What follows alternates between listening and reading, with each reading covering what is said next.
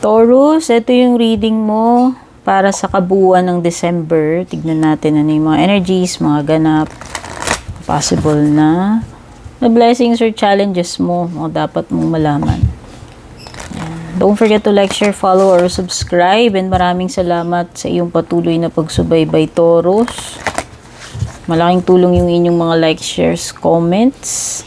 Regarding private readings, pakitignan na lang yung mga nakasulat sa description or yung pinakadulo, nandyan lahat ng details.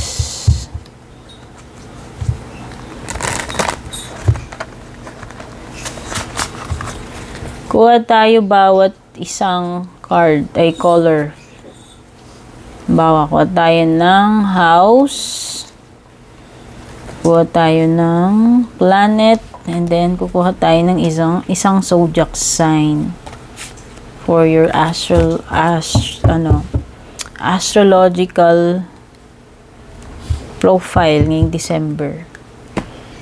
And kuha din tayo dito ng isa pang card, yes, para sa iyong astral house din.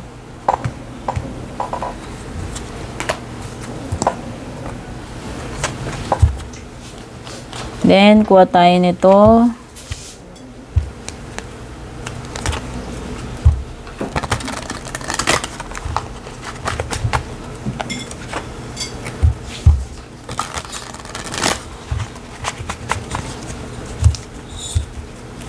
Tayo ng isa niyan. Then, kuha tayo ng mga bilog. Ito yung mga natin, tea leaf cards, kung ano yung mga iba pang paparating sa iyo ngayong December.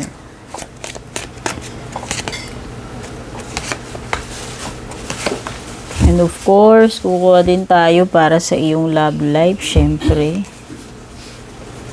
Yan yung ayaw na ayaw ninyo, diba? Yung love life. Pwede ba namang mawala yan? Ayaw na ayaw nyo ng love life.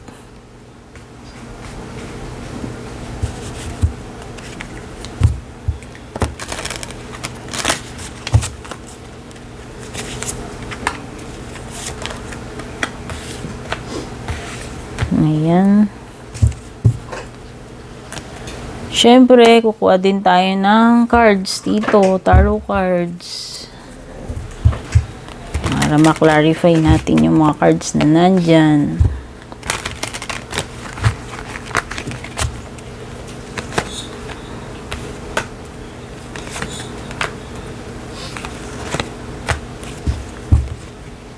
At eto, kuha tayo ng Moonology cards para ma-seal natin yung reading mo mamaya. Okay, ayan. So, meron tayo ditong 3, 6, 9, 12. Mga 15 cards yata yung mga nandito. Okay, tignan na natin to. Excited na ako dito sa astral house mo. Ano yung overall energy or theme ng December mo? Success! Wow, kapareho kay Aries. So, siguro maraming success para sa'yo or overall, baka itong December mo magiging successful yung mga gagawin mo. Tignan pa natin. Ito pa, isa pang astral house mo. 7th house.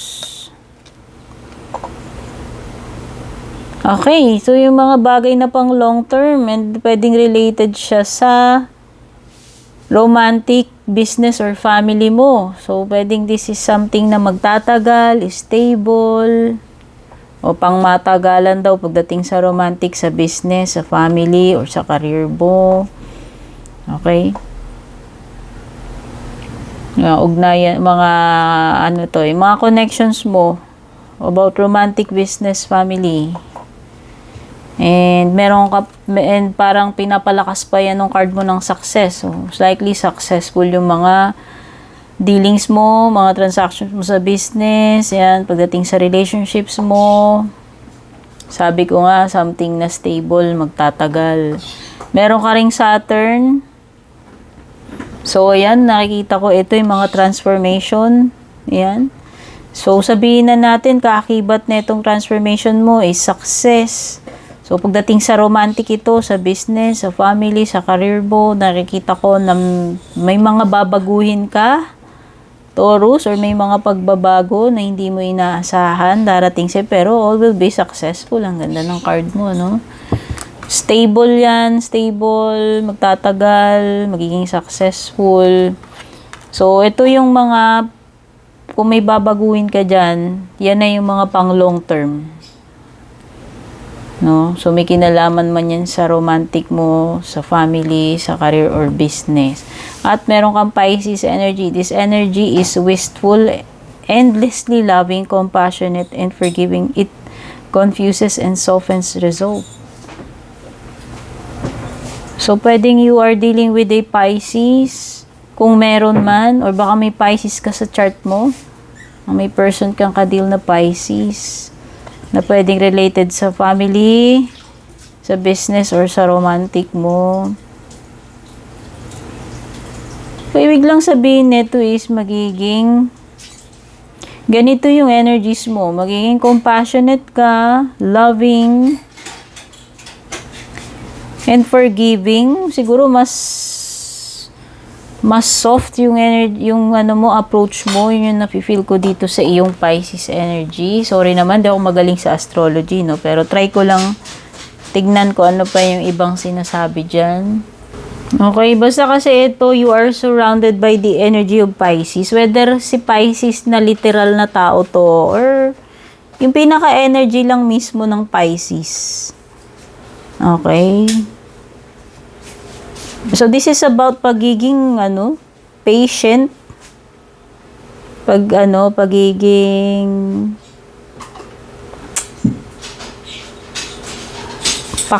paano ba? Pagiging sensitive din sa mga tao around you. Sabihin na natin, you will show compassion, empathy, patience. Sabi ko nga, mas soft yung, mas soft yung approach mo. Okay? Kasi ito parang pwedeng ma-absorb mo yung energy na iba. I don't know. Pwedeng masyado kang receptive or sensitive. Parang yun yung sinasabi dito. Or maybe too emotional. Kasi dito para ka daw sponge na na-absorb mo yung mga energies around you. So, mas madali ka maapektuhan siguro, sabihin na natin.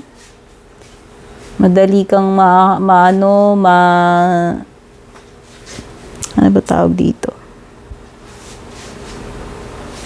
Madali kang maapektuhan ng mga energy sa paligid mo. So, halimbawa, kasi nga masyado kang sensitive siguro ngayong December. Para ka nga daw sponge na na-absorb mo lahat. Ano pa? Hindi kasi ako maalam sa astrology eh.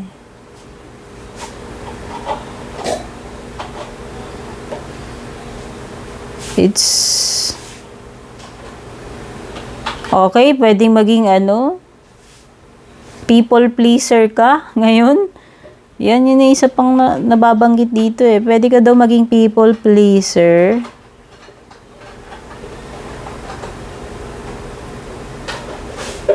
Oo nga. At saka, alam mo yung parang may pagka martir or matiisin na energy. Kasi nga sabi kasi dito, masyado kang magiging soft or masyado kang magiging sponge. Para kang shock absorber, sponge na nag-absorb ng lahat-lahat. So, ibig sabihin na matindi yung threshold mo pagdating sa patience. Kaya nga, there is a tendency na ma-absorb mo lahat or ma-abuse ka. Kasi parang andito yung energy mo na masyado kang mabait, matiisin.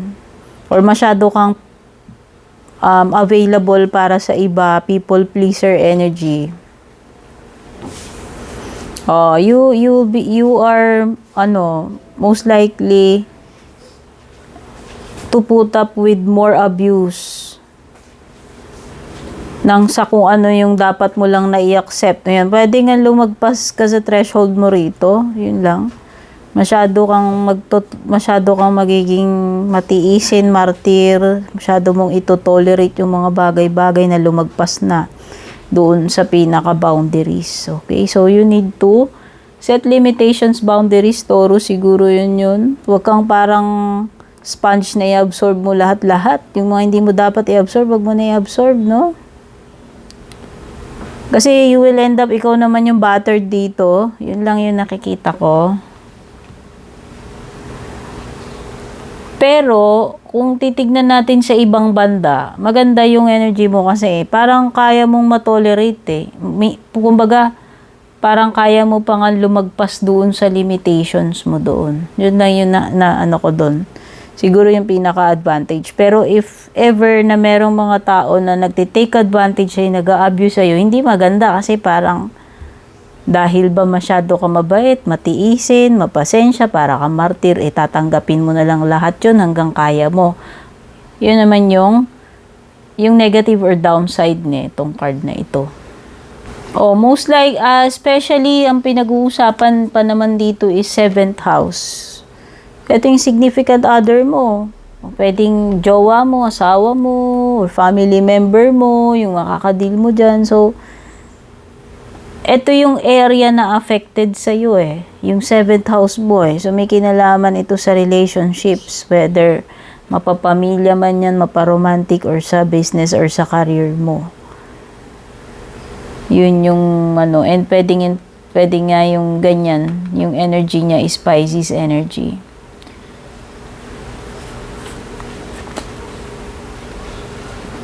Now, about Saturn, this is about lessons learned. Siguro may mga yan, you will gain wisdom kung ano man yung ma-experience mo when it comes to your relationship, career, business, ayan nga, yung mga binabanggit natin kanina dyan. Okay? Lessons learned ito, wisdom, you will gain wisdom dito sa may experience mo na ito. Challenge, pwede rin, maka-encounter ka ng mga challenges pagdating sa relationship, sa career mo, or sa family mo. Ito yung mga fears na kailangan mong i-conquer. Ito yung paglilive mo sa iyong comfort zone.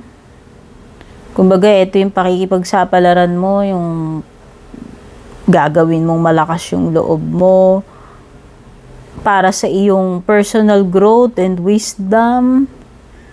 So, nakikita ko dito is mga pag-accept ng mga challenges. Ito, tingin ko may mga hamon sa buhay darating sa ngayong December. Pero ito ay, dito ka mas magiging matalino, dito ka mas magiging strong. Okay, lessons learned ito. So, for sure, meron. May mga may encounter kang pagsubok dito, challenges. Okay, pero ito ay wag mong sisentihin kasi ito yung opportunity mo para magkaroon ng growth na mas maging kumbaga dito ka magle-level up. So kung ano man tong mga ma-experience mo ito ng mga challenges, you will gain experience, wisdom, 'di ba? Yun yung mga binabanggit dito. Okay? So, mukhang may mga hamon para sa iyo na dapat mong i-accept, Taurus, ngayong December. Tignan pa natin ito. Speaking up, your soul is guiding you to stand in your light and speak your truth. Ayun pa, isang hamon sa iyo. Maglakas ng loob na sabihin. Ano yung dapat mong sabihin? You need to speak your truth. Huwag kang mangingimi. Ano ba yung mga dapat mong, pwedeng may mga ipinaglalaban ka, mga katwiran mo, prinsipyo mo, or simply yung katotohanan para sa iyo. Yun yung dapat mong, hindi ka dapat manahimik, no? So, importante dito yung pag-i-speak up. Whatever itong sinasabi sa iyo na stand in your light and speak your truth. Huwag mong hayaan na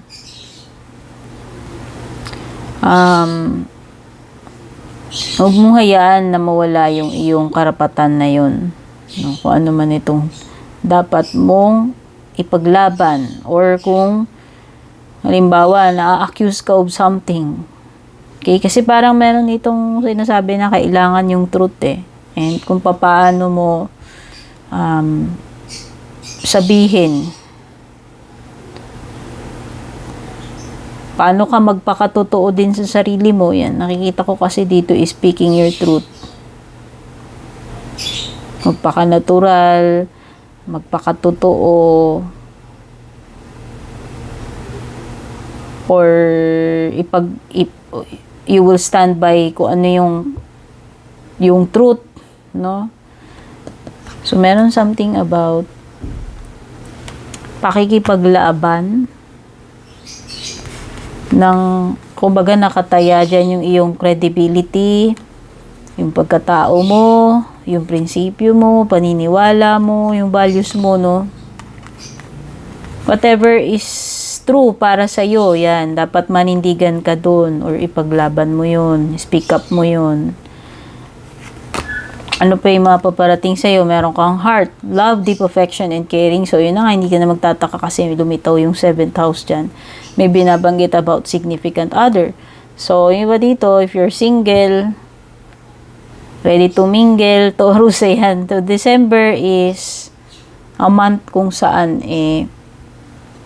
maaring ma-meet mo yung person mo kung wala ka pang person. Or magkaroon ka ng malalim na commitment, relationship with someone.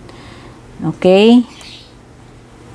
Love, commitment, affection. You should accept valid criticism. Yun lang, may mga.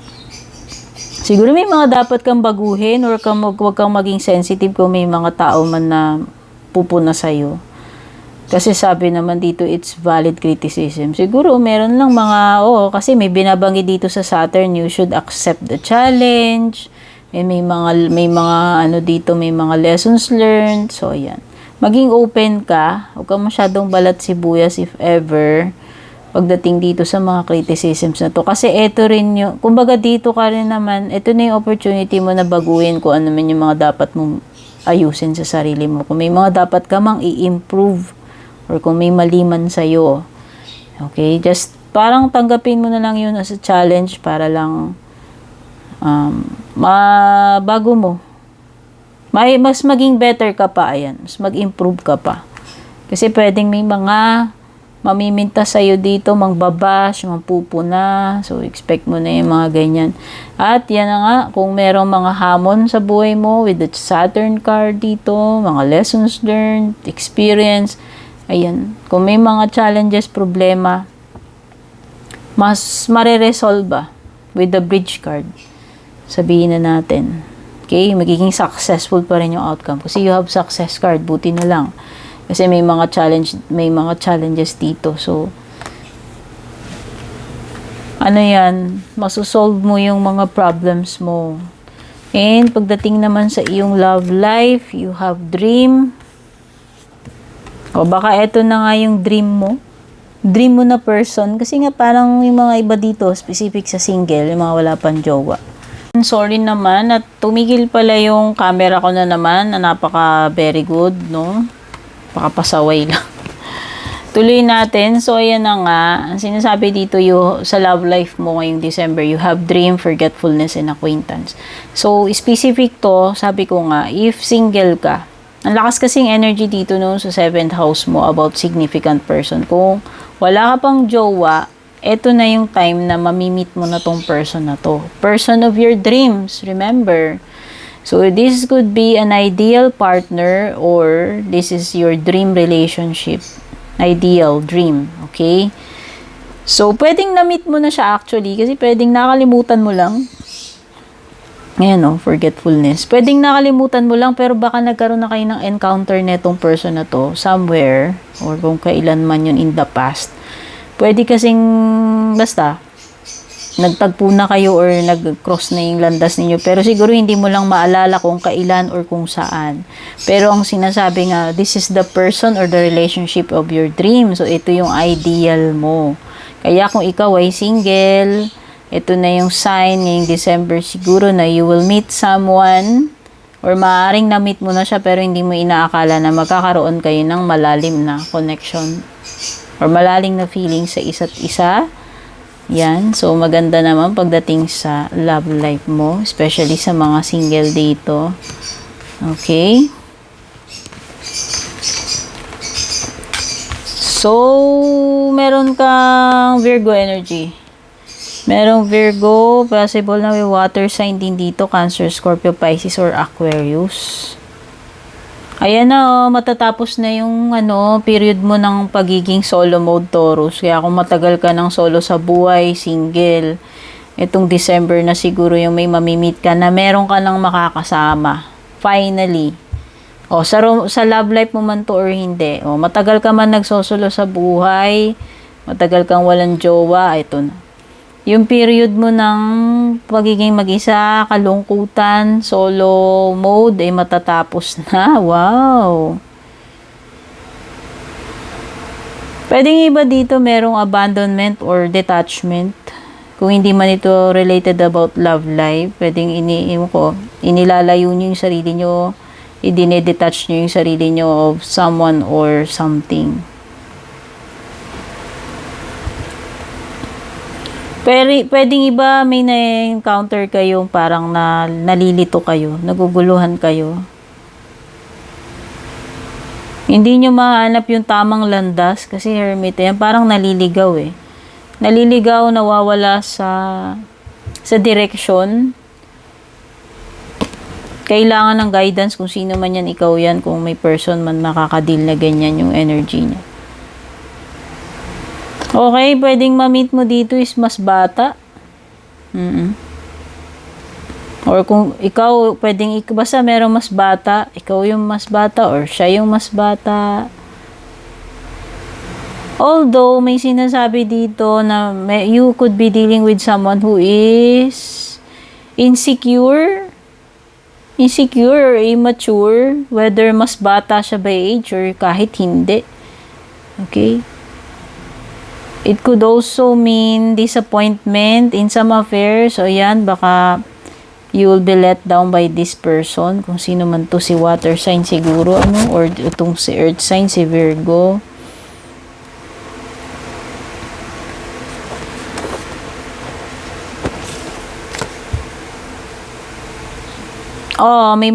Yung iba dito merong pakikipagbati or pakikipagbalikan, guys. Ayan. Pwedeng si Aquarius. Pwedeng si water sign or si Virgo. Romantic man ito or hindi, itong pakikipagbati na to, reconciliation to. Kung meron ka mang mga nakaaway before, nakasamaan ng loob, naputol yung connection ninyo. Ayan. Ito na ngayong December is time para mag-make peace, makipag-ayos, or makipagbati itong person na to sa'yo. Ayan, making amends. The desire to forgive, baka magkaroon ng pagkakapatawaran, no?